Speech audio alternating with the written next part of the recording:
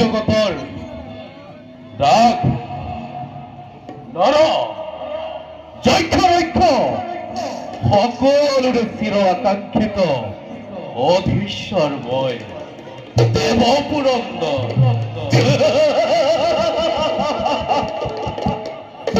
তেত্ৰিশ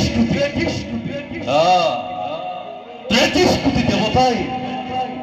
যাৰ আগে ঢুকালিবৰ বাবে সদা হস্ত অদিতিৰ নন্দন মই ইন্দ্ৰ তেওঁলোকৰ যোগ্য ভিগ্য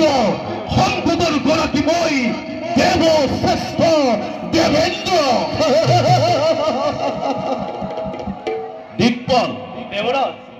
আজি মুকুল সুখী আৰু সমৃদ্ধিশালী গৰাকী আছে জানো এই ব্ৰহ্মদেৱৰ সৃষ্টিত কিন্তু দিকপাল দেৱৰাজ আমাৰ এই দেৱতাৰ চিৰশান্তিতে হস্তগত কৰিবৰ হেতু এই দুটি আৰু তৰুণ নন্দৰে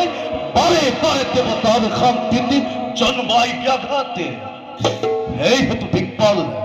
সদা প্ৰস্তুত থাকিবা তুমি আমাৰ এই চিৰশত্ৰু দৈত্য দানৱৰ বাবে দেৱৰাজ তাৰ বাবে নকৰিব অলপোৱা জানো আমি ভালদৰে কৰ্তব্য আমাৰ মুহূৰ্ততে নিশেষ কৰিম শত্ৰুক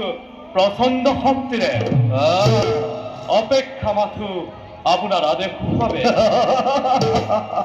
পৰিসন্ধিত হল মই তোমাৰ এই ঐশ্বকাঙ্ক্ষিত বাণীতে কিন্তু দিকপাল দেৱৰাজ সদা হস্তত থাকিবা তুমি শত্ৰুৰ বাবে কাৰণ শত্ৰু অতিকে চতুৰ বাৰু দিকপাল বলা বলা এবে নৃত্য গীত উপভোগ কৰি ৰাজকাৰ্যৰ অৱঘাত কৰোঁ বলক দেৱৰাজ বলা